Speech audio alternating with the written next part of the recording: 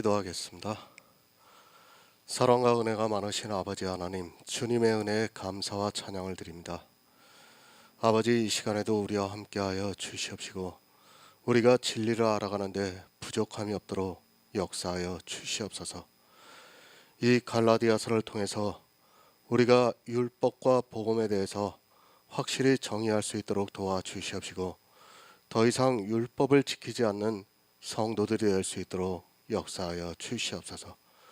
모든 말씀 예수 그리스도의 이름으로 기도했습니다. 아멘. 갈라디아서 2장 6절을 보겠습니다. 신약성경 303쪽입니다. 제가 읽어드리겠습니다. 유명하다는 이들 중에 본래 어떤 이들이든지 내게 상관이 없으며 하나님은 사람의 외모를 취하지 아니하시나니 저 유명한 이들은 내게 더하여 준 것이 없고. 아멘. 새 번역을 보겠습니다. 그 유명하다는 사람들로부터 나는 아무런 제한도 받지 않았습니다. 그들이 어떤 사람이든지 나에게는 아무 상관이 없습니다. 하나님께서는 사람의 겉모양으로 판단하지 않으십니다. 그 유명한 사람들은 나에게 아무런 제한을 하지 않았습니다. 복음의 진리로 항상 함께 있으시기 바랍니다. 성경을 오해하지 마시기 바랍니다. 하나님은 이 세상에 사람이 만든 신이 아닙니다. 이 세상을 창조한 창조주십니다. 아니, 온 우주를 창조하신 분이라는 것을 믿어야 합니다. 그분은 말씀으로 이 모든 것을 창조하셨고 그분은 말씀으로 모든 것이 이루어지고 있습니다. 주님은 진리입니다. 성도는 성경에서 예수 그리스도가 계시가 되어야 됩니다. 꼭 나를 통해서가 아니더라도 복음이 있는 사람을 통해서라도 계시가 되어서 내 안에 복음의 진리가 있어야 합니다. 하지만 사람들은 성경을 보는 이유를 모르고 있습니다. 그저 이 세상의 책을 보듯이 하고 있고 자기 이성에 타당하다고 생각을 하면 그대로 보고 있습니다. 갈라디아에서 복음을 말씀하고 있습니다. 하지만 안타깝게도 복음이 무엇이라는 것조차 모르는 사람들이 교회 안에 너무 많이 있습니다. 그저 복음이라는 단어를 보고 기쁜 소식 정도로 알고 있습니다. 그것이 아니라 예수 그리스도가 내 안에 계시가 되지 않으면 그는 복음을 모르는 사람입니다. 예수를 믿는다고 하지 마시기 바랍니다. 다른 복음에 미혹이 되어 있으면서도, 아니 율법의 종이 되어 있으면서도 예수를 믿는다고 하는 것은 다 거짓이라는 것을 알아야 합니다.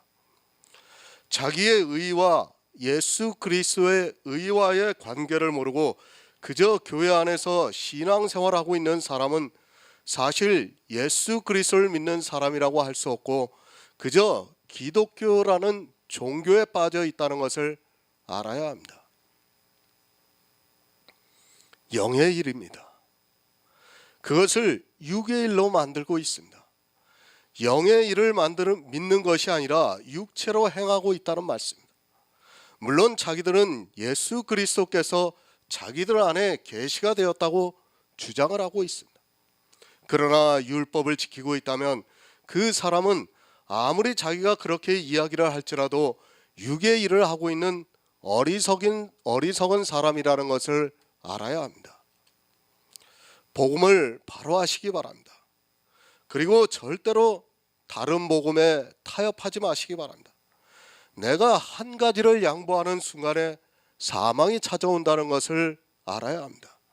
그 한 가지가 사람의 이성으로 생각할 때 너무도 바르다는 것을 알고 있어야 합니다. 이 시대는 다른 복음과 싸우는 시대가 아니라 다른 복음에 빠져 있는 스스로가 지혜를 구해서 거기서 빠져나와야 한다는 것을 잊지 마시기 바랍니다. 종교입니다. 그 안에서는 복음이 전해지지가 않습니다. 복음의 모양은 내고 있을지라도 실상은 다른 복음이라는 것을 알고 있어야 합니다.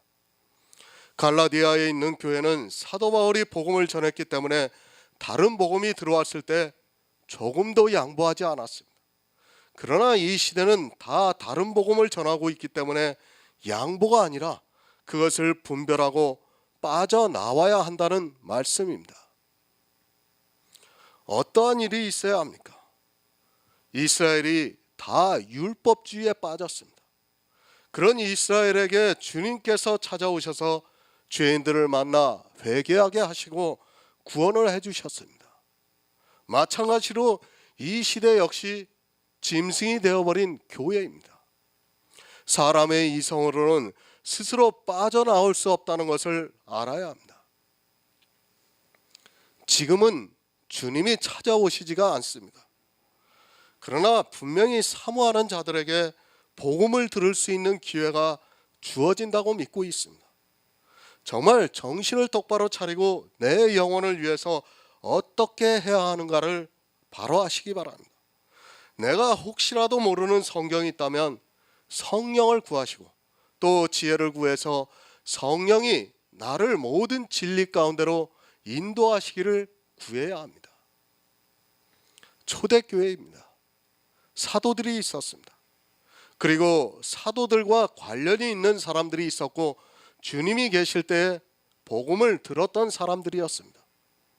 그들이 주축이 되어서 초대교회가 세워졌다는 것을 우리가 알고 있습니다. 우리가 잘 알고 있듯이 오순절에 성령이 오실 때 120여 문도가 있었다는 것을 사도행전에서 말씀하고 있습니다. 다 유명한 자들이었습니다. 그러니까 예루살렘 교회의 시작이 되었던 사람들이었습니다. 그런데 사도 바울은 그들을 얼굴로 알지 않았습니다. 처음 이방에 전도를 하러 갈 때도 베드로와 야고보 외에는 만나지 않았습니다. 사도 바울은 자기가 어떻게 복음을 계시받았는가를 계속해서 말씀을 하고 있습니다. 예루살렘 교회입니다. 그 안에는 유명한 사람들이 있었습니다. 그들이 누군가 하면 주님이 계실 때 직접 천국 복음에 대해서 들었던 사람이고 또 주님이 부활 승천하시고 난 후에 성령이 오시기를 기다리다가 받은 120여 명입니다. 그들은 예루살렘 교회에서 복음을 전하던 사람들이었습니다. 사도 바울은 자기보다 먼저 성령을 받은 그 사람들을 유명한 사람들이라고 말씀을 하고 있습니다. 유명한 사람들이 있었습니다. 참 말씀을 이해하기가 어렵습니다. 말로 표현을 하기가 어려워서 몇 번을 다시 썼습니다. 그러니까 유명하다는 사람들이 있었습니다. 그런데 그들이 나에게 그 어떤 것을 더하여 주었다면 그들은 나와 상관이 없는 사람이라는 말씀입니다. 그러니까 율법을 더하여 주었다면 나와 상관이 없다는 말씀입니다. 그러면서 하나님께서는 사람을 외모로 취하시지 않는다고 말씀을 하고 있습니다. 유명하다고 하는 사람들이 나에게 어떤 것을 더하지 않았는데 만약 더했다면 그 유명한 사람들은 나와 상관이 없는 사람이라고 말씀을 하면서 하나님께서는 사람을 외모로 취하시지 않는다는 것을 말씀하고 있습니다. 정말 몇 번을 보고 또 보았습니다. 쉽게 말씀드립니다. 분명히 사도 바울보다 더 먼저 예수 그리스도를 믿은 유명한 사람들이었습니다. 사도 바울은 그들을 무시하는 것이 절대로 아닙니다. 그런데 만약에 그들 중에 사람을 외모로 취하려 하는 사람이 있다면 사도 바울과 아무 상관이 없다고 말씀을 하면서 외모의 모양을 내고 있다면 하나님께서 그를 구원해 주시지 않을 것이라는 그런 말씀입니다. 그가 아무리 유명하다 해도 마찬가지라는 말씀입니다.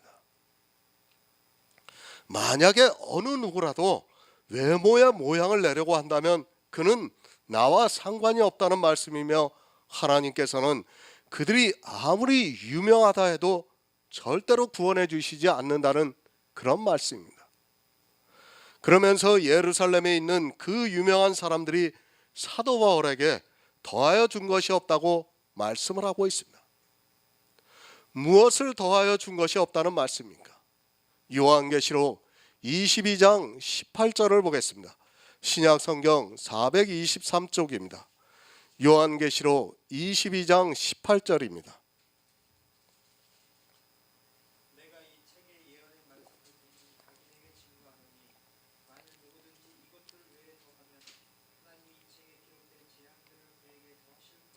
아멘. 성경의 마지막입니다. 사도 요한은 이 책의 예언의 말씀을 듣는 각인에게 증거를 하고 있습니다. 만약 이것들 외에 더하면 하나님이 이 책에 기록된 재앙들을 그에게 더하실 것이라고 말씀을 하고 있습니다. 정말 우리가 바로 알고 있어야 하는 말씀입니다. 사람들은 그렇게 생각을 합니다. 누구든지 이것들 외에 더하면 하나님이 이 책에 기록된 재앙들을 그에게 더하실 것이라고 말씀을 하니까 성경 외의 것을 더하는 것으로 생각하고 있습니다. 물론 그것도 어느 정도는 맞을 수 있습니다. 성도는 성경 외의 것을 더해서 성경을 해석해서도 안 되고 그 안에 있는 말씀을 알려고 해서도 안 됩니다. 반드시 재앙을 받습니다. 성경은 하나님께서 우리를 구원해 주시기 위한 말씀입니다. 우리가 보고 있는 이 성경에서만 예수 그리스도가 계시가 되어 있습니다. 성경 이외의 것에서는 절대로 예수 그리스도를 알 수도 없고 믿을 수 없다는 것을 분명히 알고 있어야 합니다. 그러나 이단들은 성경 외에 있는 것을 가지고 하나님을 믿으려고 하는 것을 볼 수 있습니다. 초대교회의 유명한 자들입니다. 그들은 하나님께서 사람을 외모로 취하시지 않는다는 것을 알고 있었고 오직 예수 그리스도를 믿음으로 구원을 받은 성도들입니다. 그럴지라도 그들 중에 외모를 가지려고 하는 사람이 있다면 사도 바울은 단호하게 나와 상관이 없는 사람이라고 말씀을 하고 있습니다. 왜 이 말씀을 하고 있는가 하면 사도행전 15장에서 보았듯이 바리새파 중에 예수를 믿는 사람들 중에서는 아직까지도 율법을 지켜야 한다고 주장하는 사람들이 있었습니다.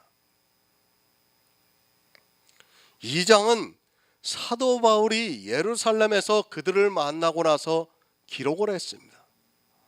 그들 중에 그런 사람들이 있었지만 베드로와 야고보가 이방의 멍에를 지게 해서는 안 된다는 것으로 결론을 내리고 모든 교회가 그것을 따르게 되었습니다. 그 유명한 사람들 중에는 율법을 주장하는 사람들이 있었기 때문에 하나님께서는 사람을 외모로 취하시지 않는다고 말씀을 하면서 만약 그들 중에 그런 사람이 있다면 나와 상관이 없다는 말씀입니다. 예루살렘에서 유명한 사람들을 만났습니다. 그 사람들을 만났는데 사도 바울에게 더하여 준 것이 없다고 분명히 말씀을 하고 있습니다. 무엇을 더하여 준 것이 없는가 하면 이제까지 사도 바울이 이방의 복음을 전한 것 외에 더하여 준 것이 없다는 말씀입니다. 그러니까 사도 바울은 오직 예수 그리스도만을 전했다는 말씀입니다. 그것 외에 더하여 준 것이 없다는 말씀입니다. 사도 바울이 갈라디아에 있는 교회에 자기가 구약 성경에서 계시를 받은 오직 예수 그리스도만을 전했습니다. 잘 이해하시기 바랍니다. 이제까지 사도 바울은 오직 예수만을 전했습니다. 어느 누구에게도 율법을 지키라고 하지 않았습니다. 자기 아들과 같은 디도에게도 억지로 할례를 받으라고 하지 않았습니다. 지금 이 말씀을 하고 있는 것입니다. 오직 예수 외에는 더하지 않았습니다. 그리고 예루살렘에 있는 유명한 자들을 만났는데 그들도 역시 사도 바울에게 더하여 준 것이 없다는 말씀입니다. 요한계시록에서 말씀을 하고 있습니다. 내가 이 책의 예언의 말씀을 듣는 각인에게 증거하노니 만일 누구든지 이것들 외에 더하면 하나님이 이 책에 기록된 재앙들을 그에게 더하실 것이라고 말씀을 하고 있습니다. 우리는 정말 이 말씀을 바로 알아야 더하는 것이 무엇이라는 것을 알 수 있습니다. 성경을 모르면 죽습니다. 교회 안에서 이것들 외에 더하면서 살아가고 있지만 이것이 무엇인가를 모르게 되면 모두가 사망에 이른다는 것을 깨달아야 합니다. 하지만 불행하게도 이 시대 교회 안에 있는 사람들은 이것들 외에 더해서 스스로 저주를 받기를 자청하고 있습니다. 그러니까 예수 그리스도의 복음에 더한다는 말씀입니다. 오직 예수 그리스도만을 전해야 되는데 다른 것을 더하는 것입니다.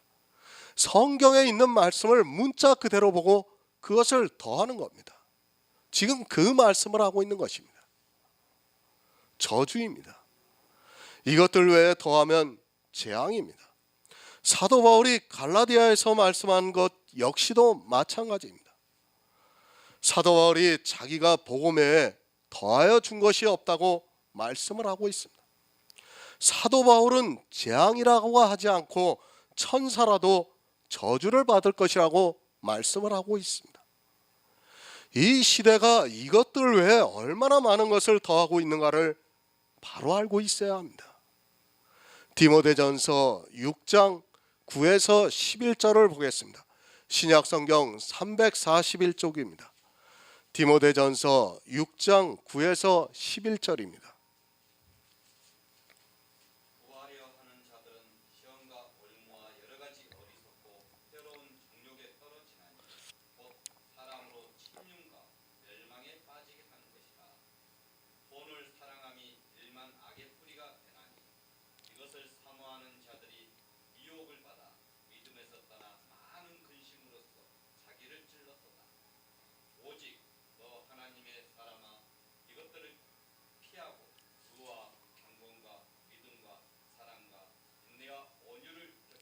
아멘. 복음입니다. 그것은 오직 예수입니다. 그러나 이 복음을 모르고 있습니다. 아니 문자적으로는 어느 정도 알고 있을지 몰라도 실제 그들의 신앙생활을 보면 오직 예수가 아니라 이것들을 더 많이 더하고 있는 것을 볼 수 있습니다. 이것들을 더하면 진노를 받게 되고 재앙을 당한다고 말씀을 하고 있지만 이 시대 교인들은 성경을 몰라 사단이 쳐놓은 그물 속으로 스스로 들어가고 있습니다. 너 하나님의 사람들아 이것들을 피하라. 이것이 무엇입니까? 부하려고 하는 것이 바로 이것이라는 말씀입니다. 교회 안에서 부하려고 하는 사람들이 얼마나 많이 있습니까?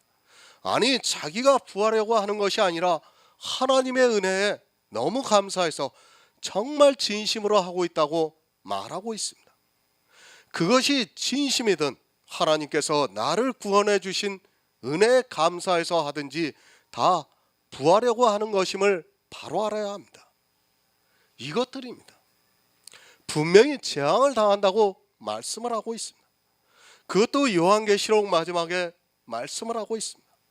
그런데도 두려워하는 마음이 없이 이것들을 자기들 마음대로 더하고 있고 이것들을 자기들이 행하는 것을 보면서 마치 성도나 된 것처럼 부자가 되어 있습니다. 부하려 하는 것이 무엇입니까? 재물입니까? 제가 이제는 더 이상 이 부하려 하는 것을 말씀 안 드려도 잘 알고 있을 것이라 믿고 있습니다. 율법의 행위 부하려고 하는 것입니다. 그리고 성도로서의 삶도 부하려고 하는 것입니다. 또 은사를 통해서 하나님께 영광을 돌린다고 하는 그 모든 행위 역시도 부하려 하는 것임을 바로 아시기 바랍니다. 오직 예수입니다. 율법의 단 한 가지라도 역시 더하는 것입니다. 그리고 성도의 삶이라고 하는 성화의 행위도 더하는 것입니다. 또 은사도 역시 마찬가지입니다. 내가 내 육체로 하는 모든 행위가 다 더하는 것입니다. 그뿐 아니라 지적인 것, 감성적인 것 역시도 더하는 것입니다. 지금 이 시대에 그런 것으로 부하려고 하는 사람들이 얼마나 많이 있습니까? 아니, 내가 살아가고 있습니까? 하나님을 믿는다고 하면서 교회 안에서 예배를 드리고 찬송을 부르고 기도를 하고 헌금을 하고 하는 여러 가지 모든 행위들이 다 부해지는 것임을 바로 아시기 바랍니다. 오직 예수 외에 이것들을 더하는 자들은 반드시 재앙을 당한다는 것을 말씀하고 있습니다. 늘 말씀을 드립니다. 성경을 모르고 예수 그리스도를 믿는 것을 모르면 차라리 세상에서 죄인으로 사는 것이 더 유익합니다. 왜 하나님을 믿으면서 재앙을 당하고 있습니까? 이 세상 사람들은 그저 죄인으로 살다가 죽으면 그것으로 끝입니다. 그러나 교회 안에서 오직 예수 외에 이것들을 더해서 조금이라도 세상 사람들보다 부자가 되는 순간 저주를 받게 된다는 말씀입니다. 교회 안에서 하는 모든 행위입니다. 제가 예수 그리스도의 복음을 전하는 것까지도 하지 말라는 것이 절대로 아닙니다. 그리고 또한 여러분이 영지주의에 빠지라는 것도 아닙니다. 성도는 정말 율법주의에 있는 사람들보다 더 수고해야 합니다. 그 이유는 하나님께서 우리에게 예수 그리스도를 계시해 주셨기 때문입니다.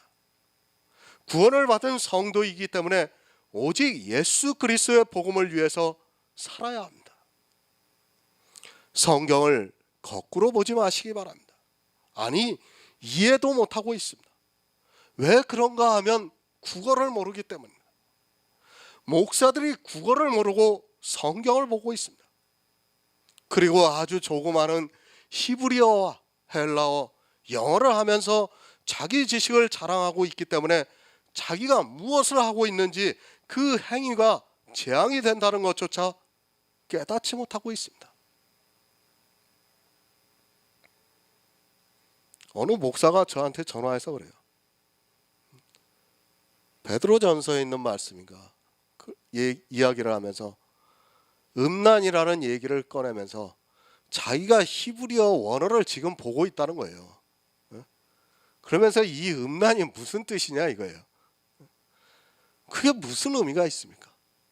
히브리어 원어를 보나 우리 개역 한글 성경 음란을 보나 똑같아요. 그 안에 있는 의미를 모르면 히브리어 아니라 헬라어를 본다 해도, 아니 우리가 몇 개 국어 언어를 한다 해도 아무 소용이 없습니다. 그런 게 무슨 소용이 있습니까? 그러면서 자기가 원어를 알고 있다 이거예요. 원어를 알고 있으면 뭐합니까? 그 음란의 뜻도 모르는 사람이 원어를 알면 뭐합니까? 헬라어를 자기가 아무리 잘하면 뭐합니까? 아무 소용이 없다는 것을 여러분이 분명히 알고 있어야 합니다. 제가 헬라어 히브리어가 전혀 필요하지 않다는 것을 말씀하는 게 아닙니다.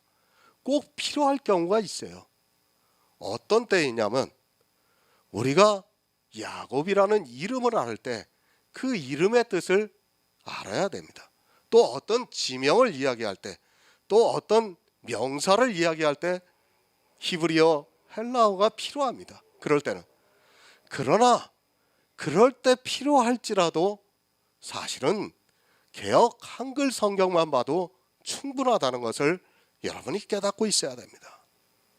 그런 것으로 부해지는 순간에 결국은 사망이 찾아온다는 것을 분명히 알고 있어야 합니다.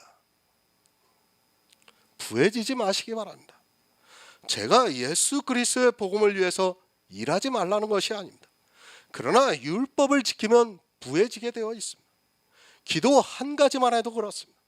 나는 하나님께 진심으로 은혜를 구하는 기도를 했습니다. 그 한 가지만으로도 부해진다는 것을 알아야 합니다. 하나님을 찾지 않고 기도를 하지 않는 세상 사람에 비해 자기가 믿음이 좋은 것으로 생각을 하고 마음에서는 부자가 된다는 말씀입니다. 이 시대는 너무 부자가 되고 있습니다. 지금 교회 안에서 하고 있는 모든 행위들이 다 부자가 되게 만들고 있습니다.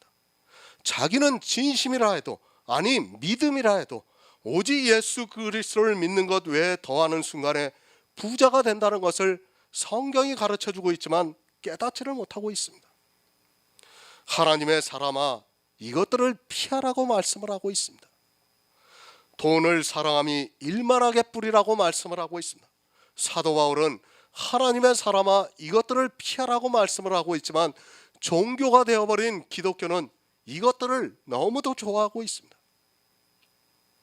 아니, 이것들을 해야 자기들이 하나님을 믿는 것으로 생각하고 있습니다. 사도 바울을 피하라고 말씀을 하고 있는데 사람들은 이 성경을 보고 오히려 돈을 더 사랑하고 있습니다. 우리가 사용하는 돈이 아닙니다. 재물입니다. 그것은 내 의입니다. 내 의가 나타나는 것을 피하라고 말씀을 하고 있습니다. 그런데 교회 안에서는 자기들의 의를 나타내기를 더 좋아하고 있습니다. 그것을 믿음으로 했던, 내 마음에서 거짓이 없이 했던, 또 행위를 통해서 하나님께 영광을 돌렸던, 모두가 돈이라는 것을 알아야 하고 이것을 당연하게 생각하는 그 자체가 사랑하는 것입니다. 피하시기 바랍니다. 그렇지 않으면 반드시 요한계시록의 말씀과 같이 재앙을 더하게 받을 것입니다. 성경에 기록되어 있는 재앙을 더해서 받는다는 것을 분명히 깨달아야 합니다. 피하라고 하면 피해야 합니다. 만약에 피하지 않고 교회 안에서 행하고 있다면 반드시 성경에 기록되어 있는 대로 재앙을 더하여 받을 것이 분명합니다. 사람은 태생적으로 율법주의입니다. 누구나 자기를 나타내고 싶은 마음이 있습니다. 주님께서 우리 죄를 없이 하시고 우리를 위해서 십자가를 지시고 우리를 구원해 주신 것은 은혜입니다. 그러나 사람들은 일만하게 뿌린 돈을 사랑하고 있습니다. 그 돈이 무엇이라는 것을 모르고 그저 종교에 깊이 빠져들어가고 있습니다. 율법입니다. 그리고 신앙생활을 하는 내 모든 행위입니다. 그리고 성령이 각자에게 나눠주신 은사입니다. 이 모든 것이 나를 통해 나타나는 것은 돈이라고 말씀을 하고 있고 그것으로 부해지지 말라고 말씀을 하고 있습니다. 그리스도 편지를 통해서 계속해서 말씀을 드리지만 예수 그리스도를 믿고 행함으로 보이는 성도가 너무도 적은 것 같습니다. 알면 뭐합니까? 지식으로 성경의 모든 것을 다 안다 해도 행함이 없으면 그는 죽은 믿음을 가진 사람이라는 말씀입니다. 성경에서 일만하게 뿌린 돈이 무엇이라는 것을 알았으면 그것을 더하지 말고 버려야 하는데 안다고 하면서도 버리지를 못하고 있습니다. 영의 일은 생명의 문제입니다.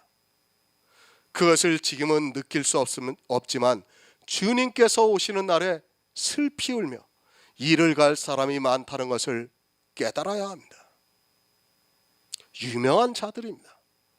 사도 바울은 예루살렘에서 그들을 만났습니다. 그 유명한 자들이 더하여 준 것이 하나도 없다고 말씀을 하고 있습니다. 오직 예수 그리스도만을 전하고 있는 사도 바울에게 그것 외에 더하라는 것이 없었다는 말씀입니다. 그것을 더하여 외모를 나타내는 사람은 사도 바울과 상관이 없는 사람이라고 분명히 말씀을 하고 있습니다. 이 시대를 보시기 바랍니다. 얼마나 많은 것을 더하고 있습니까? 제가 일일이 거론할 수 없을 정도로 많은 것을 더하고 있습니다. 그렇게 일만하게 뿌린 돈을 사랑하면서도 입술로는 예수 그리스도를 사랑한다고 말하고 있습니다. 그것이 얼마나 가증한 일이라는 것을 모르고 지식이 없어 많은 길로 가고 있습니다. 하늘의 지식입니다. 사실 이런 말씀들을 깨닫는다는 것이 쉽지가 않습니다. 하나님께서 은혜를 주시지 않으면, 성령을 보내주시지 않으면 어느 누구도 깨달을 수 없습니다. 그래서 이 시대 교회를 보면 돈을 사랑하면서 살아가고 있고 부자가 되어서 자색 옷과 고운 베옷을 해입고서 자랑하고 있습니다. 더하지 마시기 바랍니다. 그것이 성경에 기록되어 있다 해도 더해서는 안 됩니다. 오직 예수 외에는 아무리 성경에 기록이 되어 있는 말씀이라 해도 더해서는 안 됩니다. 행위를 더하는 것은 자기가 아직 성경을 모르고 있다는 증거입니다. 혹시라도 내가 더하는 것이 있다면 지혜를 구하시기 바랍니다. 이 문제는 생명의 문제라는 것을 분명히 깨닫고 힘써 구하는 성도가 되시기를 바랍니다. 갈라디아서 2장 7절을 보겠습니다. 신약성경 303쪽입니다.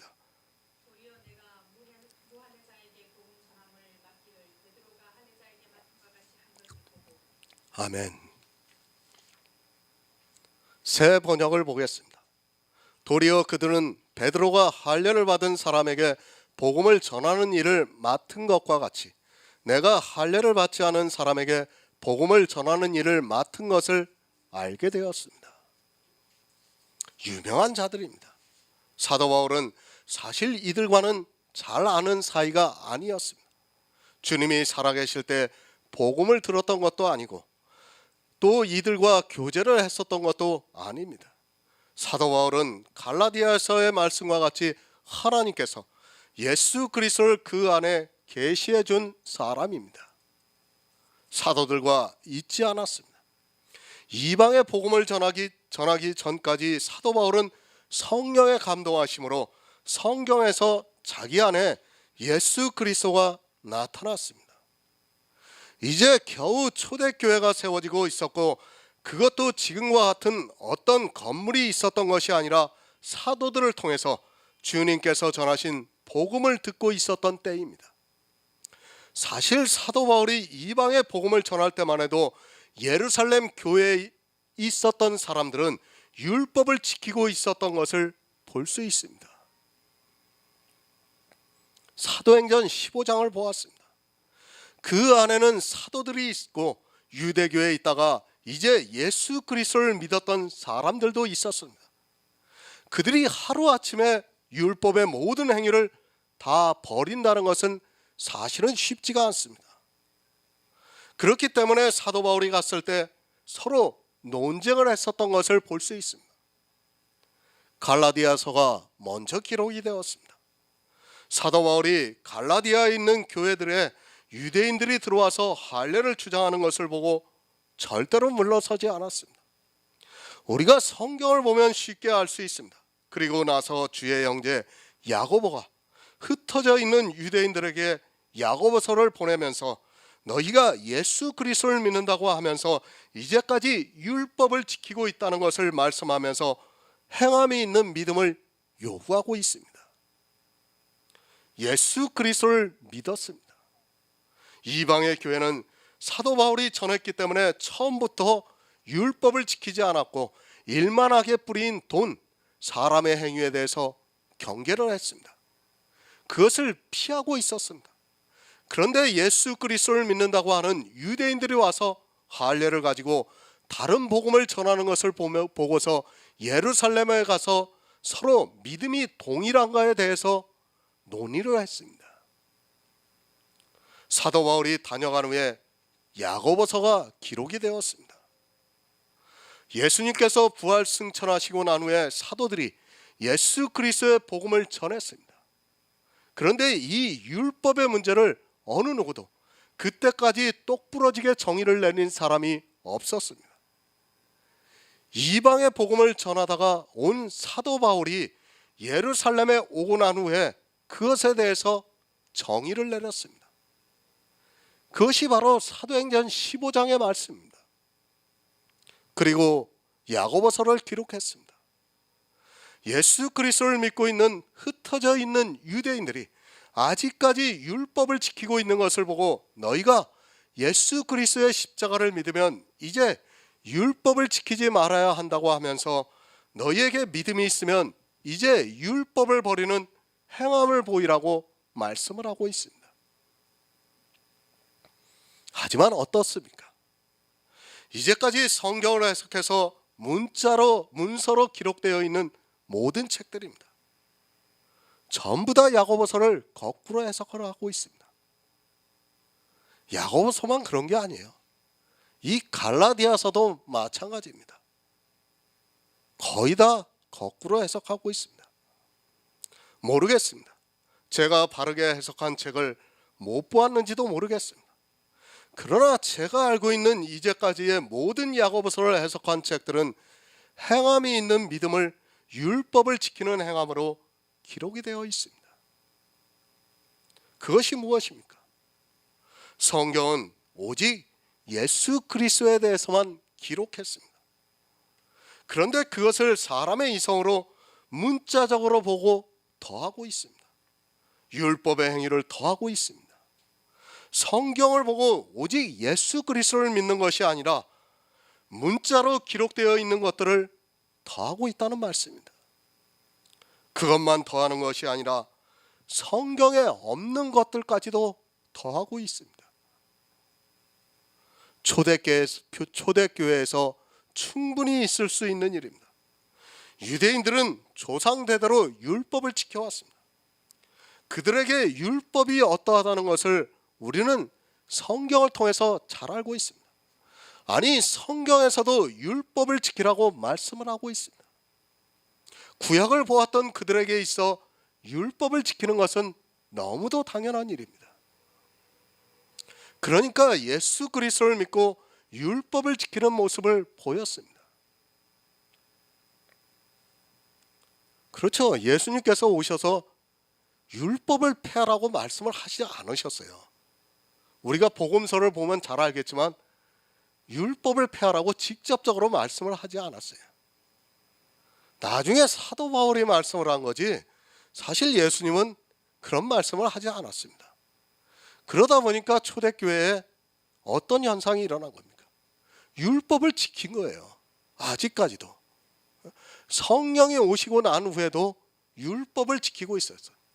사도 바울이 이방의 복음을 전하고 정말 이방의 교회들이 세워지고 있는 그때에도 예루살렘 교회는 율법을 지키고 있었다는 말씀입니다. 지금 그 말씀을 하고 있는 것입니다. 이것은 초대교회의 일입니다. 지금의 일이 아닙니다. 사도 바울이 이방의 복음을 전한 교회에서는 율법을 지키지 않았습니다. 오히려 유대인들이 와서 다른 복음을 전하려고 할 때 조금도 양보하지 않았다고 말씀을 하고 있습니다.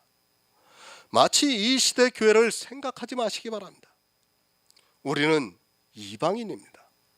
그런데 이방인이 어떻게 되었습니까? 지금은 육적인 이스라엘과 별로 다를 것이 없어졌습니다.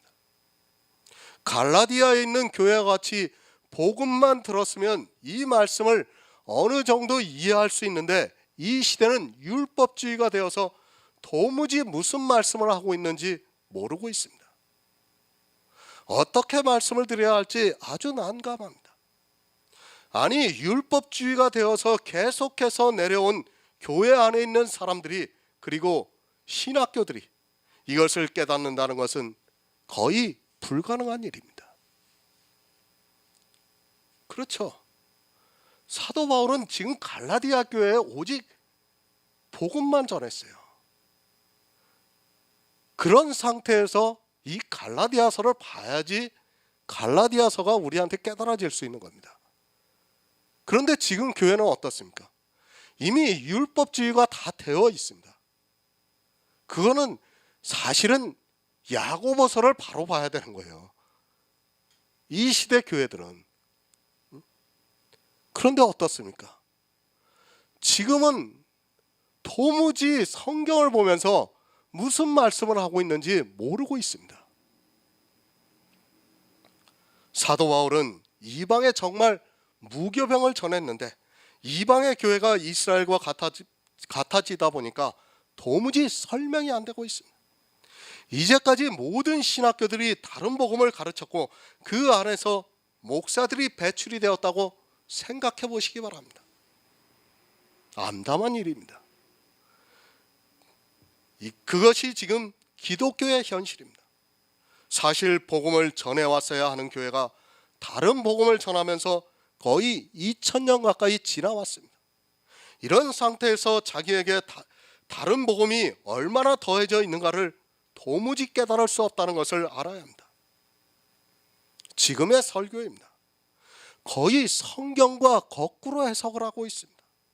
그런 말들을 듣고 교회 안에 있는 교인들은 아멘으로 화답하고 있고 오직 예수에 더하진 것을 즐겁게 행하고 있습니다. 아니, 그것을 보면서 자기들이 성도라고 굳게 믿고 있고 그것을 행하면서 부자가 되어서 이제는 어느 누구도 돌이킬 수 없는 상태까지 이르렀습니다. 로마서 3장 30절을 보겠습니다. 신약성경 243쪽입니다. 로마서 3장 30절입니다.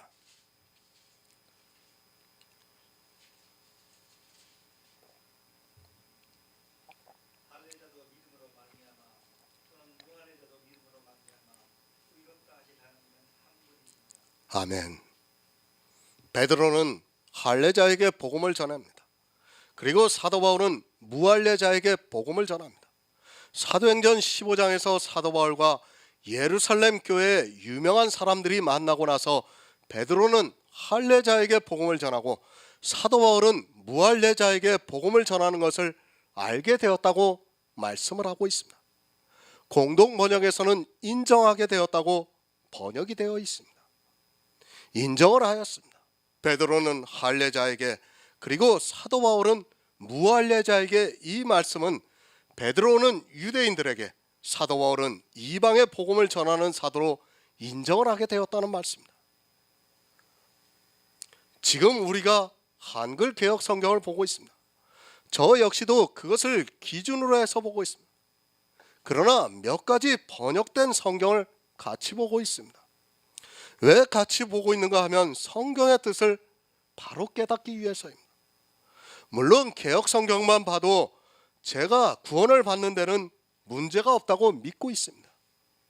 그러나 복음을 전하려면 다른 번역을 통해서 그 뜻을 알게 할 필요성이 있다고 생각합니다. 공동 번역에서 인정하게 되었다고 번역이 되었습니다. 그 번역을 보므로 해서 성경의 뜻을 더 쉽게 이해하게 되었습니다. 무엇을 인정하게 되었는가를 알아야 합니다. 성경에서 말씀하고 있는 그 뜻을 모르면 이스라엘과 같이 사망에 이르게 되어 있습니다. 성도는 늘 성경에서 복음을 깨닫기 위해서 지혜를 구해야 합니다. 인정하게 되었습니다. 베드로는 할례자에게입니다. 그리고 사도 바울은 무할례자에게입니다. 왜 인정을 했는가 하면 할례자도 믿음으로 말미암아, 또는 무할례자도 믿음으로 말미암아 의롭다 하시는 하나님은 한 분이라는 것을 베드로도 그렇게 전했고 사도 바울도 그렇게 전했다는 말씀입니다. 할례자도 믿음입니다. 그리고 무할례자도 역시 믿음입니다. 예루살렘에 있는 유명한 자들이 그것을 인정했다는 말씀입니다. 그러니까 베드로는 믿음으로 의롭다함을 받는다는 것을 전했고 사도 바울도 믿음으로 의롭다함을 받는다는 것을 전했다는 말씀입니다. 만약에 베드로와 사도 바울이 전하는 것이 달랐다면 둘 중에 하나는 틀린 사람이고 이 둘 중에 하나는 다른 복음이 되었습니다. 오직 믿음입니다. 아무리 강조를 해도 지나치지 않습니다. 그러나 이 시대는 오직 믿음을 모르고 있습니다. 아니, 오직 믿음이라고 말씀을 하면 어떻게 믿어서만 구원을 받느냐고 주장하고 있습니다. 그렇게 말하는 그들이 또 설교를 할 때는 오직 믿음을 이야기하고 있습니다. 이제까지의 모든 신학자들입니다. 그들은 다 오직 믿음을 주장했습니다. 하지만 오직 믿음에다가 다 더했다는 것을 또한 바로 알고 있어야 합니다. 오직 믿음이면 그것으로 끝이 나야 하는데 꼭 더해서 다른 복음을 만들었습니다. 지금 이 시대 어느 목사가 오직 믿음에 대해서 반대를 하고 있습니까? 오직 믿음이라고 힘주어 이야기를 하는 그들이 더하고 있다는 것을 알아야 합니다. 믿음으로 의롭다함을 얻었습니다. 분명히 오직 믿음으로 의롭다함을 얻습니다. 그것에서 더하지 마시기 바랍니다. 베드로는 유대인들에게 오직 믿음을 전했고 사도 바울은 이방인들에게 오직 믿음을 전했습니다. 그런데 오직 믿음으로 의롭다함을 얻는다는 복음을 듣고 초대교회 성도들은 구원을 받았습니다.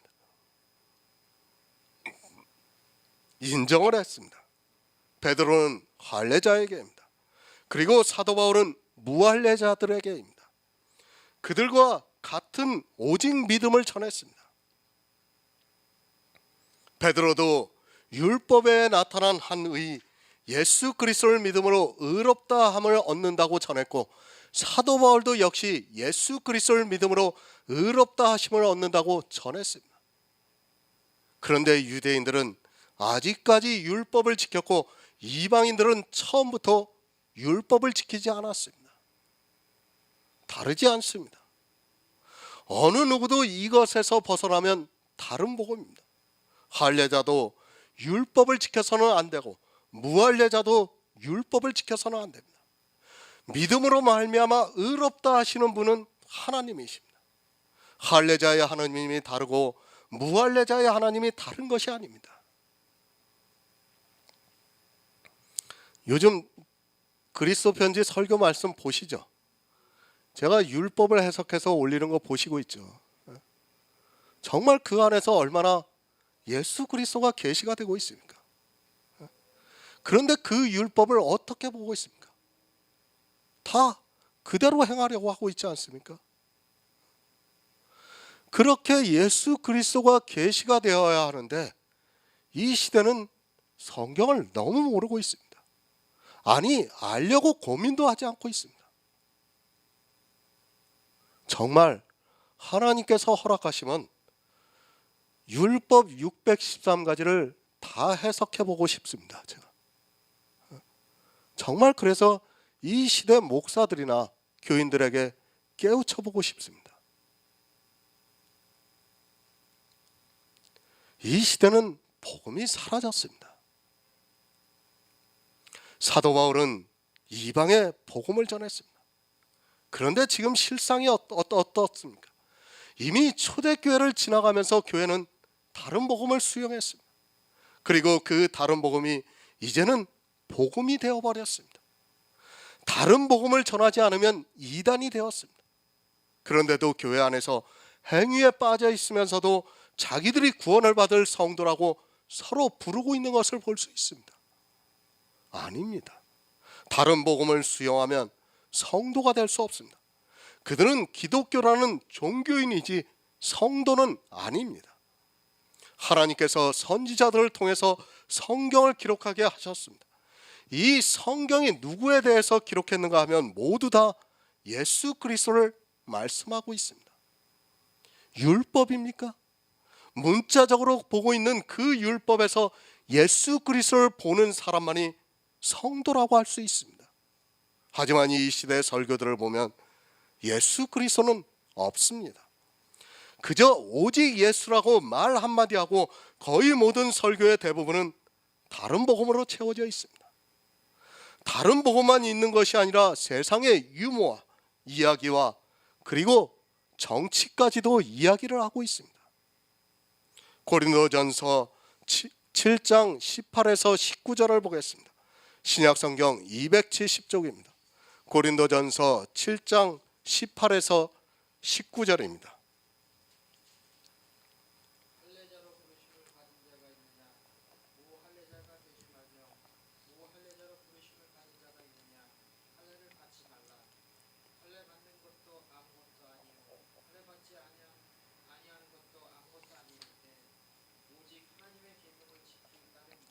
아멘. 할례가 무엇입니까? 이 말씀은 율법이 무엇이냐고 묻고 있는 말씀입니다. 성경은 대표성이 있다고 말씀을 드렸습니다. 예수님께서 한 사람이라고 말씀하셨을 때는 그 한 사람은 대표성을 갖는 한 사람입니다. 그저 어느 한 사람을 말씀하는 것이 아니라 모든 사람을 대표하는 한 사람을 말씀하고 있습니다. 율법도 마찬가지입니다. 그 대표성을 할례로 말씀을 하고 있습니다.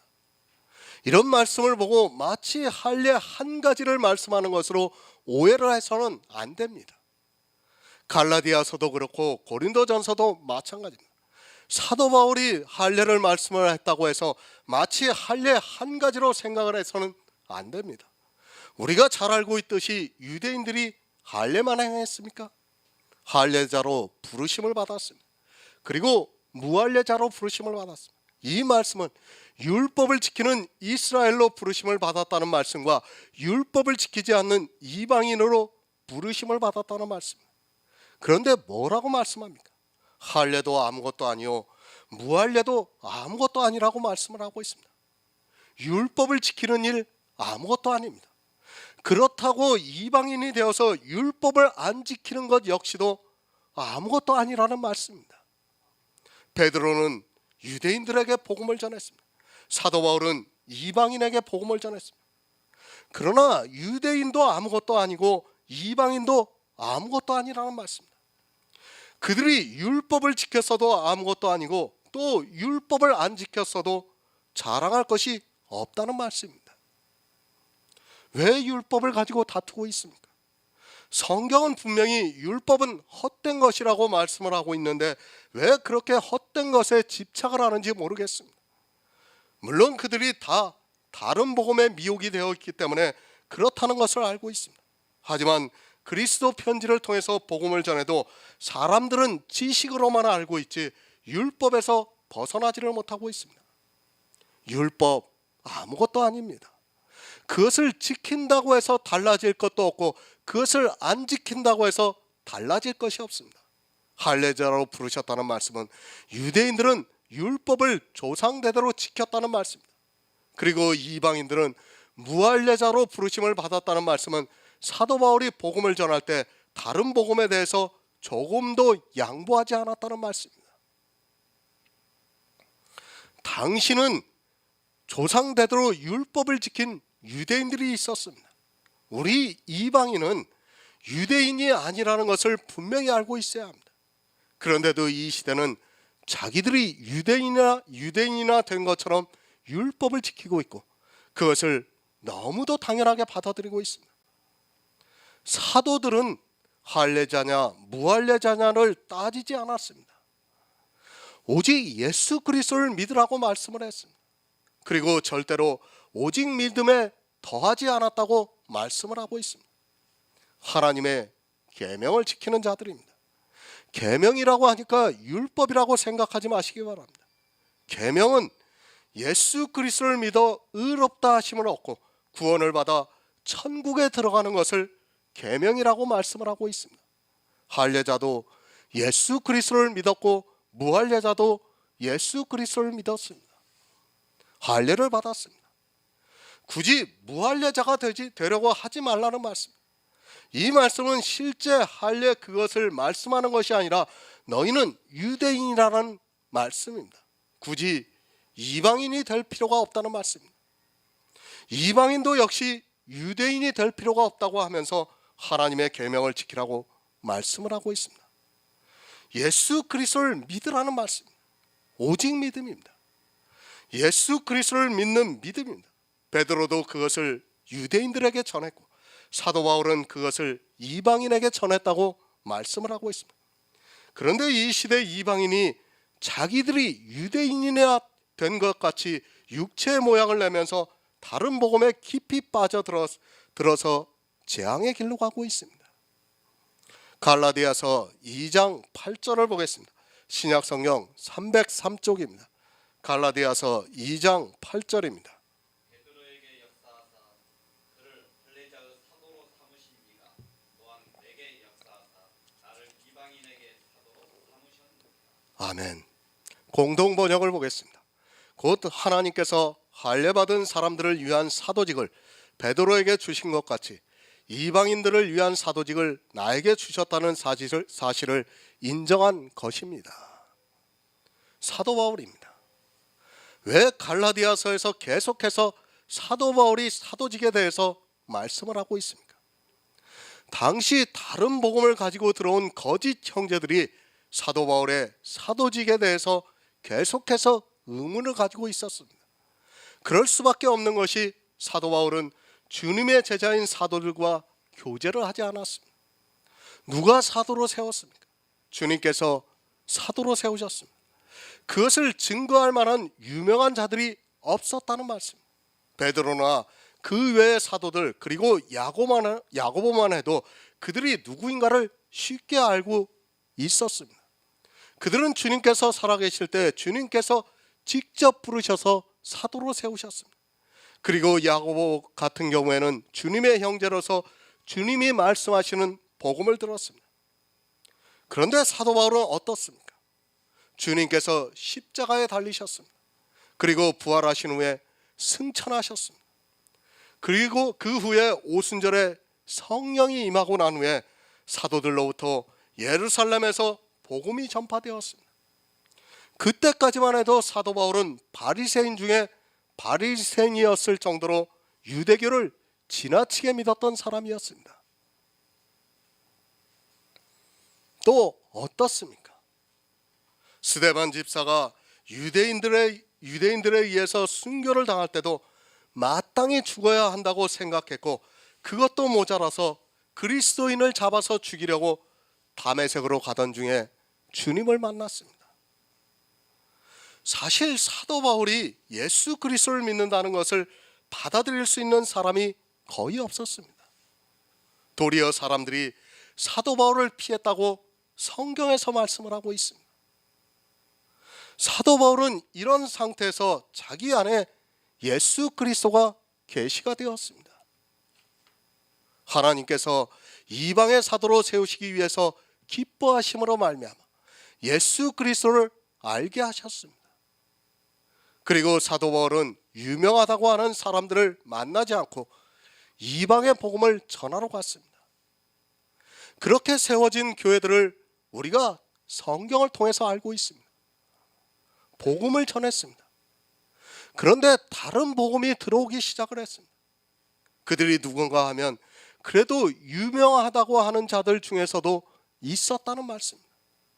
사도 바울이 이방의 복음을 전한다는 것을 듣고 당시 예수 그리스도를 믿고 있다고 하는 유대인들이 이방에 와서 교회에 들어와 보니까 율법을 전혀 지키지도 않고 있었습니다. 더구나 하나님의 백성이라는 표징인 할례도 받지 않았습니다. 이 문제로 예루살렘으로 갔습니다. 우리가 사도행전 15장에서 보아서 알겠지만 당시만 해도 바리새파 중에서는 율법을 지켜야 한다고 주장하는 사람들이 있었고, 실제 율법을 지키면서 예수 그리스도를 믿었던 사람들이 있었습니다. 그들과의 논쟁에서 사도 바울은 조금도 양보하지 않고 끝까지 복음을 지켰습니다. 예루살렘에 갔습니다. 그리고 그들이 이방의 복음을 어떻게 전했는가를 말을 했고, 또 유대인들이라고 하는 거짓 형제가 들어와서 어떻게 하고 있는가를 말했습니다. 그 모든 이야기를 듣고 사도 바울과 베드로는 서로 동일한 복음을 전한다는 것을 인정하게 되었습니다. 이제까지의 모든 사람들이 베드로를 알고 있습니다. 그가 사도된 것은 하나님의 직분이라는 것을 알고 있었습니다. 베드로를 할례받은 사람들의 사도로 세웠습니다. 그가 어떻게 사도된 것을 모두가 알고 있습니다. 그러나 사도 바울이 어떻게 사도가 되었는지는 아무도 모릅니다. 그러니까 예루살렘에서 율법에 대해서 서로 이야기를 하다 보니까 이제는 유명하다는 그 사람들도 인정을 하게 되었다는 말씀입니다. 사도 바울을 인정했습니다. 만약에 예루살렘에서 사도 바울이 이방에 전하는 복음이 다른 복음이었다면 아마도 그 유명하다고 하는 사람들은 사도 바울을 이방의 사도로 인정하지 않았을 것입니다. 그러나 그들과는 비록 다르게 사도로 세움을 입었다 해도 주님께서 사도 바울을 세우신 것을 믿음으로 받아들이고 이방인의 사도로 인정을 했다는 말씀입니다. 고린도전서 9장 2절을 보겠습니다. 신약성경 272쪽입니다. 고린도전서 9장 2절입니다.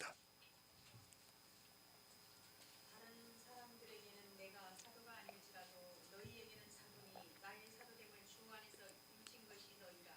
아멘. 다른 사도들은 다 알고 있습니다. 주님께서 계실 때 그들을 부르시고 사도로 세우셨습니다. 그것을 예루살렘에 있던 유명한 자들도 다 알고 있는 사실입니다. 그것을 부인할 수 있는 사람은 아무도 없습니다. 그러나 사도 바울은 전혀 예수님과는 상관이 없는데 어느 날 갑자기 자기가 사도라고 말을 하고 있습니다. 그것을 말씀하고 있습니다. 다른 사람에게는 내가 사도가 아닐지라도 너희에게는 사도니 나의 사도됨을 주 안에서 인친 것이 너희라고 말씀을 하고 있습니다. 내가 유대인에게는 사도가 아닐지라도 너희에게는 사도라. 왜 사도인가 하면 너희가 복음을 듣고 예수 그리스도를 믿고 있지 않느냐고 묻고 있습니다. 이렇게 이방에 예수 그리스도를 믿는 사람들이 있는 것을 보고 사도 바울은 이방의 사도로 삼았다는 것을 예루살렘에서도 인정을 했다는 말씀입니다. 사도 바울은 다른 사도들과는 달랐습니다. 그는 주님으로부터 복음을 들은 사람이 아닙니다. 정말 성령의 감동으로 예수 그리스도가 자기 안에 나타나기까지 하나님께서 기뻐하심으로 말미암아 사도가 되었습니다. 그리고 계시가 된 예수 그리스도를 이방에 전했고 내가 전한 복음을 너희가 믿지 않았느냐고 말씀하고 있습니다. 내가 사도가 된 것은 너희가 주 안에서 인친 것이라고 말씀을 하고 있습니다. 그러니까 너희가 복음을 듣고 구원을 받은 것이 내가 사도라는 그것이란 말씀입니다. 인정했습니다. 이방의 성도들이 예수 그리스도를 믿는 것을 보고 인정을 했다는 말씀입니다. 그리고 사도 바울도 이방인들에게 내가 왜 사도인가를 말씀하고 있습니다. 내가 복음을 전해서 너희가 예수 그리스도를 믿고 있는 그 자체가 내가 사도라고 말씀을 하고 있습니다. 지금은 사도가 없습니다. 사도라는 직분을 바로 알아야 합니다. 이스라엘에게 예수 그리스도를 전하기 위해서 주님께서 사도로 세우셨습니다. 그리고 이방의 복음을 전하기 위해서 후에 사도 바울을 세우셨습니다. 그리고 이제 사도 직분은 더 이상 없다는 것을 알아야 합니다. 다 전했습니다. 그것을 우리가 성경을 통해서 보고 있습니다. 더 이상 성경 외의 것이 없다는 것을 알아야 합니다. 지금 이 시대 신사도 운동이 일어나고 있는데 사도는 더 이상 있을 수 없습니다. 주님이 오시고 난 후에 이스라엘에게 복음을 전하기 위해서 제자들을 부르셨고 또 이방의 복음을 전하기 위해서 사도 바울을 부르셨습니다. 그리고 성경을 기록했습니다. 그들이 기록한 성경을 지금 우리가 보고 있습니다. 사도 바울이 이방의 복음을 전해서 얼마나 많은 사람들이 예수 그리스도를 믿었는가를 알아야 합니다. 또 베드로가 설교를 할 때 이스라엘 사람들이 3,000명이 회개하는 역사가 일어났습니다. 이제는 사도가 없습니다. 사도들을 통해서 이스라엘에게 복음이 전파되었고 또 사도 바울을 통해서 이방의 복음이 전파가 되었습니다. 그 복음을 우리가 이제는 성경을 통해서 보고 있습니다.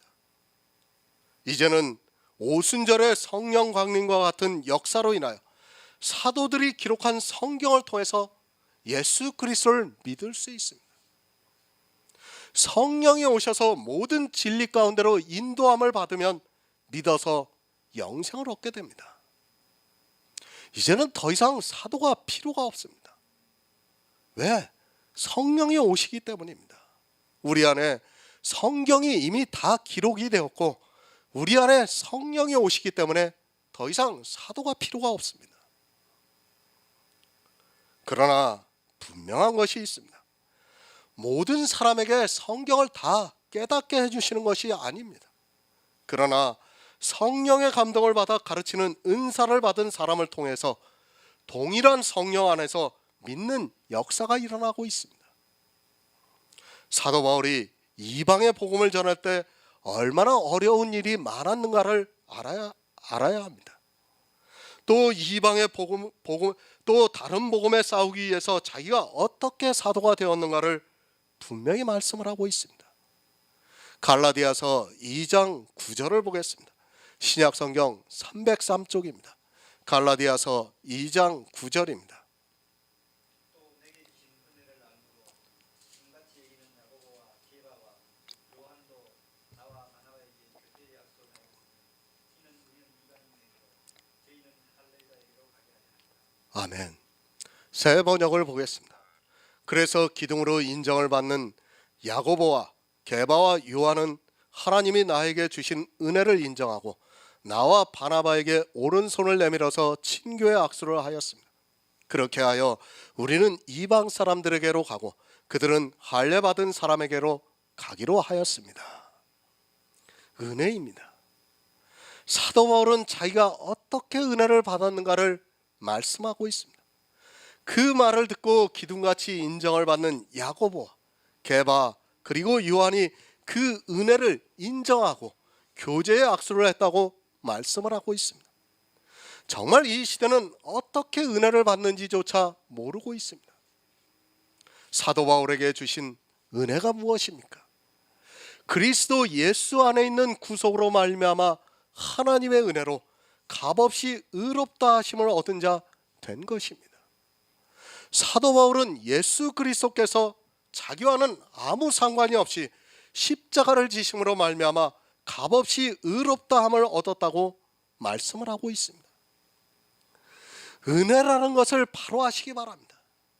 값없이 의롭다함을 얻는 것이 은혜입니다. 그것을 어떻게 받았습니까? 그리스도 예수 안에 있는 구속으로 말미암아 은혜를 받았다고 말씀을 하고 있습니다. 사도 바울과는 아무 상관이 없이 주님이 이 세상에 오셔서 구속의 일을 하셨습니다. 그것이 바로 십자가이며 주님이 이 세상에 오셔서 이루신 모든 일입니다. 주님이 하셨습니다.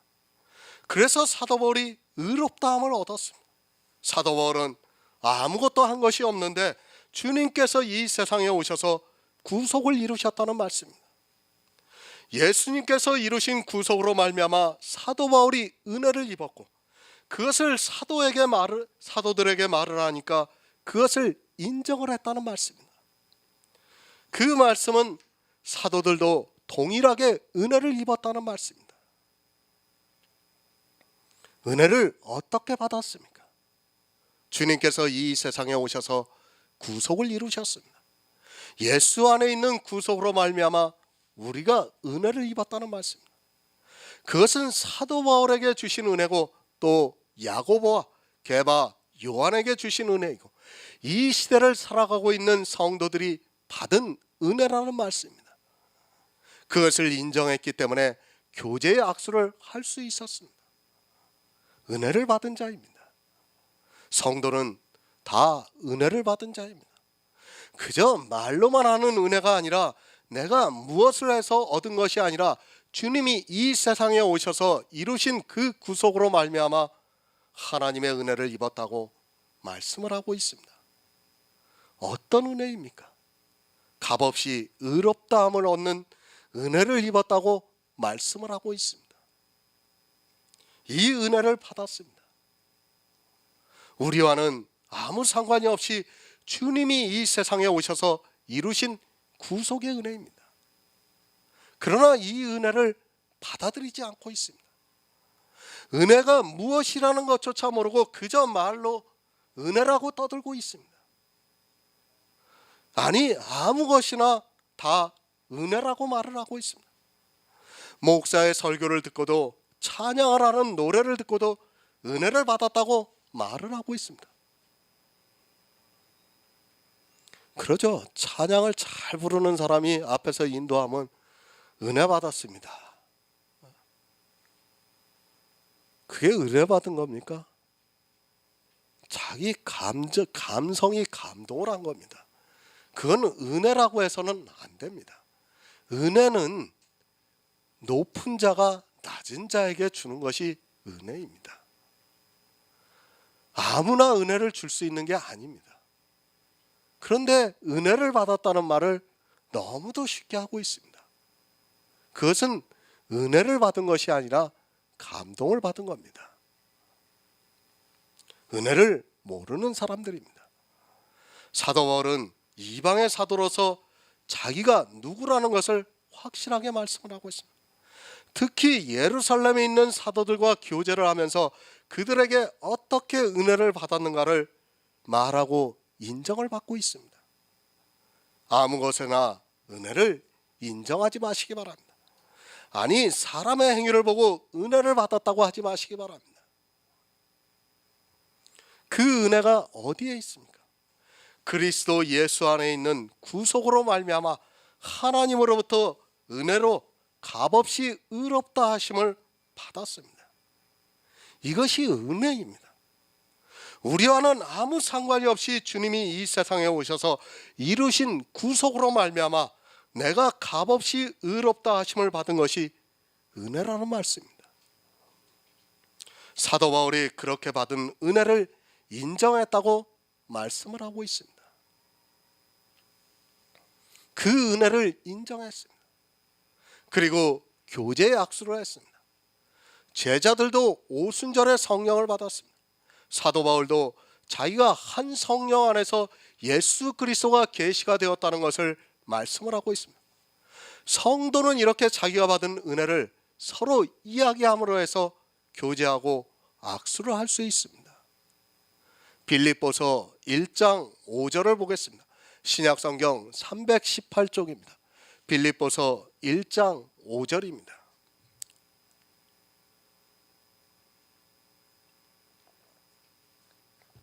첫날부터 이제까지 복음에서 너희가 교제를 지냈다. 아멘.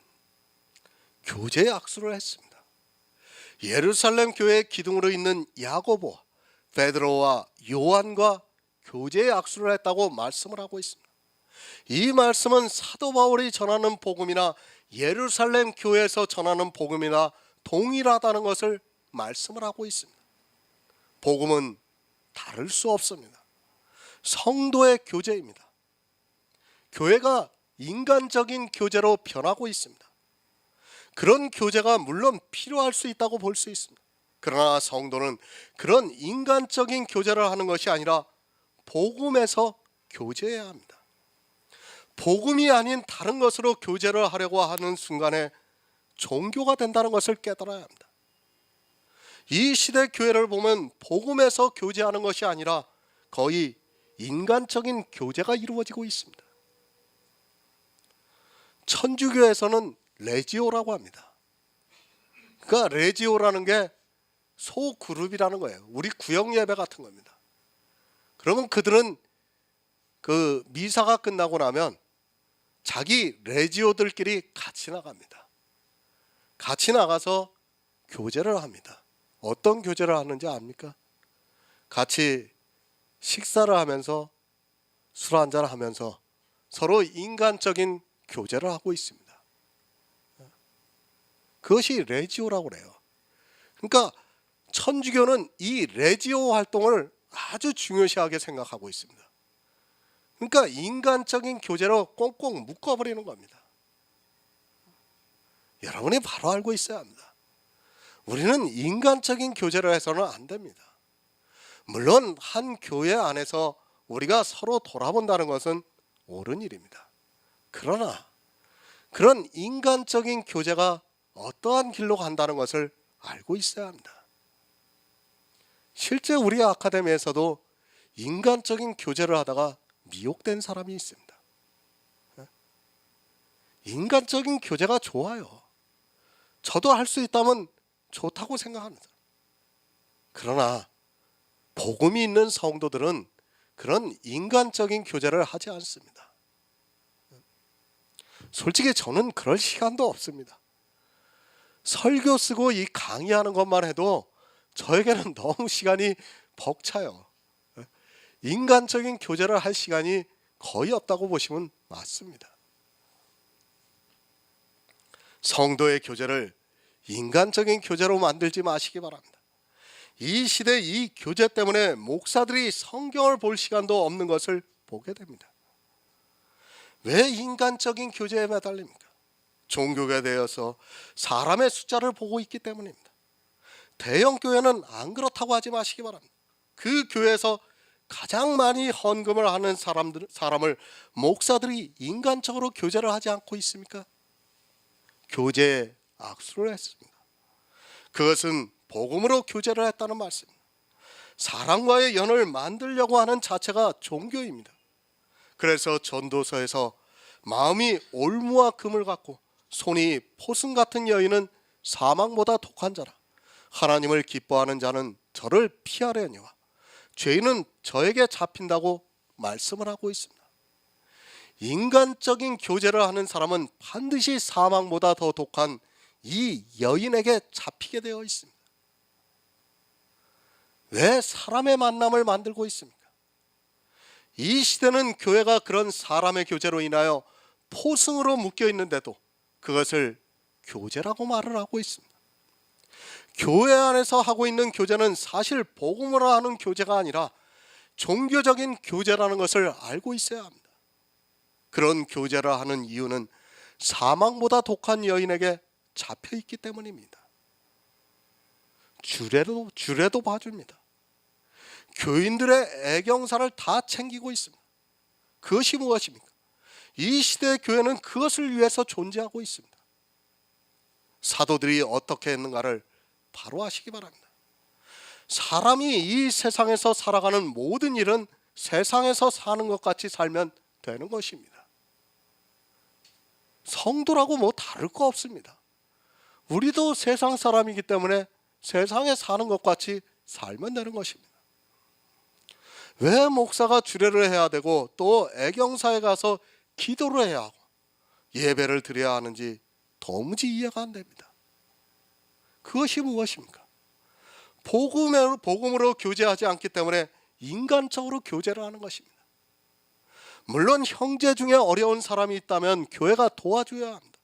그러나 자기를 자랑하기 위해서 하는 그런 것은 다 세속적이라는 것을 알고 있어야 합니다. 신부가 주례를 서는 것과 스님이 주례를 서는 것과 또 세상에 유명한 사람이 주례를 서는 것과 목사가 주례를 서는 것이 무엇이 다릅니까? 요즘 교인들은 목사가 주례 안 서면 큰일 나죠. 저도 물론 제가 결혼할 때 목사님이 주례를 섰습니다. 그러나 복음을 깨닫고 나니까 옳은 것이 아니라는 것을 알게 되었습니다. 정말 그런 일을 하지 마시기 바랍니다. 목사는 뭐 하는 사람입니까? 정말 말씀을 가르치는 일에만 전념해야 됩니다. 다른 것에 마음을 빼앗기는 순간 성경을 바르게 가르칠 수 없다는 것을 알아야 합니다. 이것은 그 교회 안에 있는 성도들이 조심을 해야 돼요. 목사에게서 정말 말씀을 듣고 싶다면 목사를 가만히 놔둬야 됩니다. 목사를 자꾸 그런 대로 불러내고 끌어내면 목사의 정신이 흐트러지게 되어 있어요. 그렇지 않습니까? 말씀에만 집중을 해도 우리가 복음을 깨닫기가 쉽지가 않은데 그런 일에 시간을 빼앗기고 마음을 빼앗겨 보시기 바랍니다. 말씀에 집중할 수 없습니다. 저는 그렇게 하고 싶지 않습니다. 진짜 여기 우리 그리스도 편지 아카데미를 많이 왔다 갔지만은 저는 그분들에게 한 번도 전화를 하지 않았어요. 이제까지 어느 사람에게도 전화해 본 적이 없습니다. 왜? 그렇게 해봐야 안 된다는 것을 잘 알고 있기 때문에. 인간적인 교제를 하면 제가 설교를 쓸 수가 없습니다. 거기에 마음 뺏기는 사람이 어떻게 성경을 보고 설교를 쓸 수 있겠습니까? 안 그렇습니까? 목사는 그냥 놔두는 것이 좋습니다. 세속입니다. 세속이 무엇입니까? 세상과 같이 하는 것이 세속입니다. 왜 자꾸 다른 것에 마음을 빼앗기고 있습니까? 정말 우리는 그런 것에 마음을 빼앗겨서는 안 됩니다. 장례 절차를 하는 것 역시도 옳지 않다고 생각하고 있습니다. 그 장례를 도와줄 수는 있어도 장례를 하기 위해서 예배를 드리는 것을 보면 얼마나 외식에 빠져 있는가를 알 수 있습니다. 복음으로 교제하시기 바랍니다. 성도는 다른 이유로 만날 필요가 없습니다. 그렇지 않습니까? 우리가 무엇 때문에 만납니까? 이 자리에 정말 아까운 시간 빼앗기면서 이 시간에 왜 만납니까? 복음으로 교제하기 위해서입니다. 그것 외에 다른 것으로 우리가 만나려고 한다면 그 사람은 잘못된 사람이라고 저는 그렇게 믿고 있습니다. 조금 냉정하게 생각이 될지라도 우리는 복음으로만 교제를 해야 합니다. 버릴 수 있는 모든 것은 다 버리는 성도만이 구원을 받을 수 있다는 것을 명심하시기 바랍니다. 사도 바울에게 주신 은혜를 알았습니다. 그러자 예루살렘에 있는 기둥과 같은 사도들이 사도 바울에게 교제의 약수를 했습니다. 그것은 사도 바울의 믿음을 인정했다는 말씀입니다. 동일한 믿음을 가진 사도 바울을 인정하고 그들은 할례자에게 복음을 전하고 사도 바울은 이방의 복음을 전하기로 했습니다. 반드시 은혜를 받은 자만이 복음을 전할 수 있다는 것을 알고 있어야 합니다. 은혜를 받은 자입니다. 그런데 어떻게 사도 바울이 기록한 서신들을 보고 비판을 하고 있습니까? 그들이 예수 그리스도를 믿는 사람이라고 할 수 있습니까? 성도는 예수 그리스도의 구속의 은혜를 받은 자입니다. 그런 자는 오직 주님을 찬양하고 감사만 하고 있고 또 자기가 받은 은혜의 복음을 전하는 일에 생명까지도 아까워하지 않고 있습니다. 사도 바울은 이방인의 사도입니다. 물론 우리는 성경을 다 알아야 합니다. 하지만 이 시대는 이방인들이 사도 바울이 기록한 성경도 모르고 있습니다. 아니, 종교가 되어서 사람들이 받은 것 외에 더해서 예수 그리스도의 복음을 변질시키고 있습니다. 늘 깨어 종교에 빠지지 마시고 오직 예수 그리스도를 믿음으로 구원을 받는 성도가 되어야 합니다. 갈라디아서 2장 10절을 보겠습니다. 신약성경 303쪽입니다. 갈라디아서 2장 10절입니다. 다만 우리에게 가난한 자들 생각하는 것을 부탁하였으니 이것을 나도 원래 힘써 행하노라. 아멘. 새 번역을 보겠습니다. 다만 그들이 우리에게 바란 것은 가난한 사람들을 기억해 달라고 한 것인데 그것은 바로 내가 마음을 다하여 해오던 일이었습니다. 그들이 누구입니까? 야고보, 베드로, 요한 등 예루살렘 교회의 기둥과 같은 이들이라고 말씀을 하고 있습니다. 사도 바울이 갈라디아 교회에 가만히 들어온 율법주의자들의 문제를 가지고 예루살렘 교회에 갔습니다.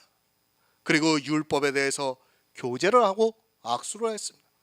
이 말씀은 예루살렘 교회의 사도들과 사도 바울이 동일한 믿음을 가졌다는 것을 말씀을 하고 있습니다. 율법 안 됩니다. 우리가 사도행전 15장을 보기만 해도 쉽게 알 수 있는 일. 지금 갈라디아서와 사도행전 15장은 같은 말씀입니다. 유대인들의 사도와 이방의 사도가 모여서 복음에 대해서 교제를 했습니다. 그 결론이 자기 조상들의 무거운 멍에를 이방인들에게 지게 하지 않는다는 말씀입니다. 그런데 이 시대는 어떻게 되었습니까? 성경을 너무 모르고 있습니다. 모르다기보다는 이미 종교가 되어 있는 신학에서 공부를 한 그 사람들이 소경이 되어 있다 보니까 진리 가운데로 인도함을 받지 못하고 있습니다. 성경에서 무엇을 말씀하고 있는가를 모르고 종교가 되어 있는 신학교들이 가르치는 교리를 그대로 따라가고 있어서 율법주의에서 벗어날 수 없는 지경에까지 이르렀습니다. 그들이 무엇을 부탁했습니까? 다만 가난한 자들을 부탁했습니다. 교회 안에 있는 사람들이 성경을 너무 오해하고 있습니다. 거의 문자적으로 보다 보니까 성경에서 말씀하고 있는 뜻을 전혀 깨닫지 못하고 있습니다. 가난한 자를 부탁을 하니까 이 세상에 가난한 자를 생각하고 있고 교회가 그 가난한 자를 돕는 것을 마치 하나님의 일을 하는 것으로 생각을 하고 있습니다. 교회가 너무 부자가 되었습니다. 강도짓을 해서 수많은 헌금을 요구하다 보니까 교회에 돈이 넘치고 있고 그것을 사람의 이성으로 옳은 곳에 사용하는 것을 보이고자 세상에서 진짜 가난한 자들을 위해서 교회가 구제하고 있습니다. 제가 그것이 전혀 나쁘다는 것이 아닙니다. 사실 성경적으로 볼 때 교회가 세상의 가난한 자를 도울 정도로 부자가 되지 않았습니다. 그런 가난한 자가 아닙니다.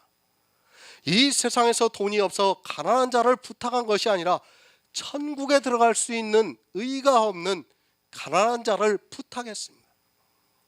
인생은 어느 누구도 부자가 될 수 없습니다. 그러나 율법의 의로 가난한 자를 부탁하는 이 말씀을 보고 물질적으로 가난한 자들을 생각하고 있습니다. 그래서 어떻게 하고 있습니까? 미국과 캐나다에서 우리나라에 기독교가 전파되었을 때도 마찬가지입니다. 당시 우리나라가 얼마나 가난했는가를 모두가 잘 알고 있습니다. 당시 전쟁이 끝나고 나서 우리나라는 폐허와 같았습니다.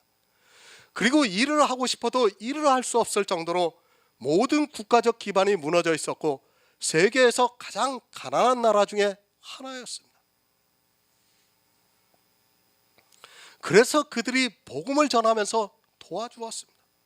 사실 그들은 복음을 가지고 들어왔다기보다는 성경에 기록되어 있는 문자 그대로의 가난한 자들을 돕기 위해서 왔다고 해도 틀린 말이 아닙니다. 그리고 그런 가난한 자들을 돕는 선교를 하면서 아마도 그 나라의 교인들은 마음에서 한껏 부자가 되었을 것이 분명합니다. 우리나라도 마찬가지입니다. 거의 대부분이 우리나라보다 경제적으로 어려운 국가에 가서 복음을 전한다고 하면서 그들에게 아주 작은 음식을 제공하고 있습니다. 사람의 이성으로 생각할 때 그것이 얼마나 옳은 일입니까? 제가 그것이 나쁘다는 것이 절대로 아닙니다.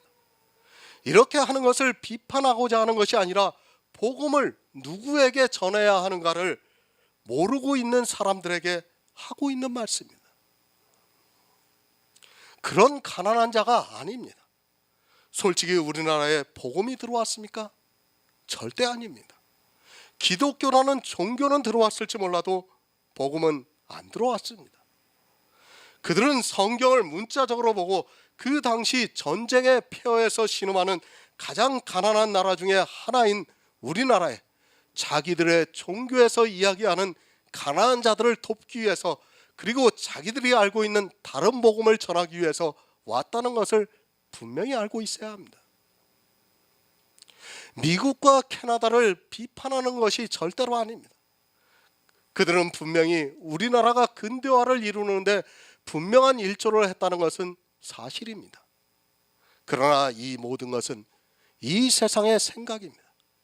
성도는 하늘의 일을 생각하는 사람이지 이 세상의 육체의 일을 생각하지 않습니다. 그런 것을 모르고 그저 세상 가난한 자들에게 자기에게 넘치는 재물을 가지고 복음을 전한다는 것은 사실 그 자체가 다른 복음이라는 것을 알아야 합니다. 사도들이 그런 가난한 자들을 부탁했습니까? 50년대 우리나라와 같이 그런 가난한 자들을 부탁했습니까? 그런 가난한 자들이 아니라 심령이 가난해서 천국에 가기를 원하는데 갈 수 있는 방법을 모르는 가난한 자들을 부탁했습니다. 기독교라는 종교는 이미 313년 이전에 타락을 했습니다.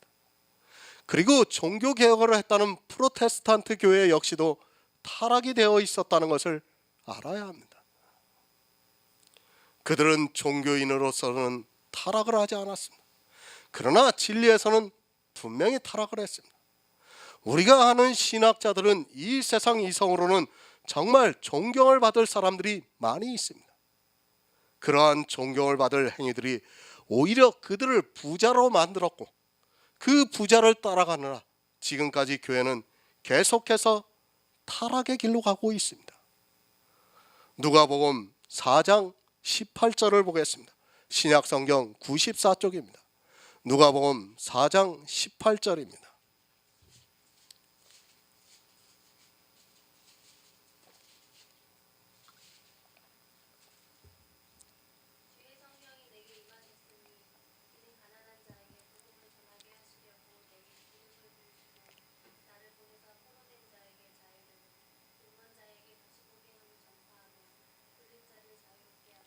아멘. 이사야의 말씀입니다. 주님이 오셔서 하실 일을 이사야가 예언을 했고 주님께서 복음을 전파하시면서 이사야서의 말씀을 가지고 말씀을 하고 있습니다. 주님께서는 이 세상의 가난한 자들을 위해서 오셨습니다. 그래서 마태복음에서 처음 복음을 전파하시면서 하신 말씀이 심령이 가난한 자는 복이 있나니 천국이 저희 것이라고 말씀을 하고 있습니다. 무엇이 가난한 자들입니까? 심령이 가난한 자들을 부탁했습니다. 물론 초대교회 성도들은 육체적으로 가난한 사람들이 많이 있었습니다. 하지만 전부가 그랬다는 것이 아니라 부자들도 있었습니다. 그럴지라도 이 모든 사람들의 심령이 가난했다는 것은 분명한 사실입니다. 누가 가난합니까? 내가 어느 율법을 지키고 있습니다. 그리고 다른 사람은 그 율법을 지키지 않고 있습니다. 내가 정말 하나님을 믿는 신실함이 있어서 그렇게 했을지라도 그 율법을 지키는 순간에 내가 원하든 원치 않든 마음에서는 부자가 되는 것이 사람이라는 것을 바로 알고 있어야 합니다. 율법을 지키면 그것을 안 지키는 사람에 비해서 무조건 부자가 된다는 것을 알아야 합니다. 선교를 합니까? 가난한 나라에 가서 정말 때로는 생명의 위협을 느끼면서 선교를 하고 있습니다. 그런데 문제는 복음이 전해지는 것이 아니라 기독교라는 종교가 전해지고 있습니다. 그들이 가서 전하는 것이 무엇입니까? 물론 예수 그리스도를 믿으라고 말하고 있습니다. 그것만 전하고 있습니까? 그들을 계몽하려고 하고 있습니다. 그러니까 자기들의 율법의 의를 따라오게 하려고 하고 있다는 말씀입니다. 그 율법의 의를 따라오게 하려고 가르치고 있는 것이 율법을 어떻게 지켜야 하고 또 그 율법을 지킴으로 해서 기독교인이 되고 그러면 하나님께서 복을 주셔서 이 세상에서 성공할 수 있다는 것을 가르치고 있다는 사실입니다. 심령이 가난한 자입니까? 그들은 심령이 가난한 자가 아니라 육체가 가난한 자라는 것을 잊지 마시기 바랍니다. 사도들은 자기 조상의 무거운 멍엔 율법을 폐하고 심령이 가난한 자를 부탁했는데 이 시대는 심령이 가난한 자에게 복음이 전해지는 것이 아니라 자기들이 가지고 있는 돈을 가지고 육체가 가난한 자들에게 가서 다른 복음을 전하고 있습니다. 사도 바울도 마찬가지입니다. 이것을 나도 본래 힘썼다고 말씀을 하고 있습니다. 주님께서도 심령이 가난한 자들에게 복음을 전파하셨고 사도들도 심령이 가난한 자들에게 복음을 전하셨습니다. 그런데 종교가 되어 있는 교회는 육체가 가난한 자들에게 자기들이 가지고 있는 다른 복음을 전파하고 있고 그렇게 하는 일로 점점 더 부자가 되어가고 있습니다. 가난한 자들을 도우면 뭐합니까? 물론 육체의 유익은 조금 있을 수 있습니다. 그러나 그 영혼이 구원을 받지 못한다면 그는 하나님의 일을 했다고 하지만 실상은 악만 행하다가 사망의 길로 가게 된다는 것을 알고 있어야 합니다.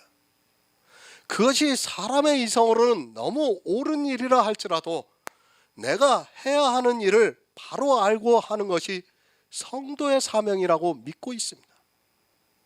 세상에는 가난한 자들이 많이 있습니다. 그러나 우리가 가야 하는 대상은 그들이 아닙니다. 그들은 이 세상 사람들도 돌아보고 있습니다. 성도는 그렇게 재물이 많은 사람도 아닙니다. 정말 이 세상에서 영원할 생각하는 사람들이 있습니다. 자기가 어떻게 예수 그리스도를 믿어서 천국에 들어가야 할 줄 모르고 있는 사람들이 많이 있습니다. 주님께서도 그들에게 복음을 전하셨다는 것을 잊지 마시기 바랍니다. 심령이 가난한 자는 복이 있나니 천국이 저희 것입니다. 그렇게 자기 심령이 가난해서 복을 받은 성도는 이 세상에 있는 또 다른 심령이 가난한 자들에게 복음을 전하고 있습니다. 이 복음을 전할 때 유대인들이 조상대대로 무겁게 멍에를 매던 그것을 버리고 오직 예수 그리스도를 전해서 그가 복음을 믿음으로 말미암아 구원을 받게 사도 바울은 정말 해산의 수고를 했습니다. 부자는 안 받아들입니다. 이 시대도 부자들에게 가보시기 바랍니다. 오히려 이단이라고 공격을 하고 있습니다. 그러나 심령이 가난한 자는 복음을 들으면 받아들입니다. 이렇게 심령이 가난한 자들을 위해서 우리는 이 세상을 살아가는 동안에 복음을 전해야 합니다. 그것이 이 시대를 살아가고 있는 성도들에게 주님께서 하신 부탁입니다.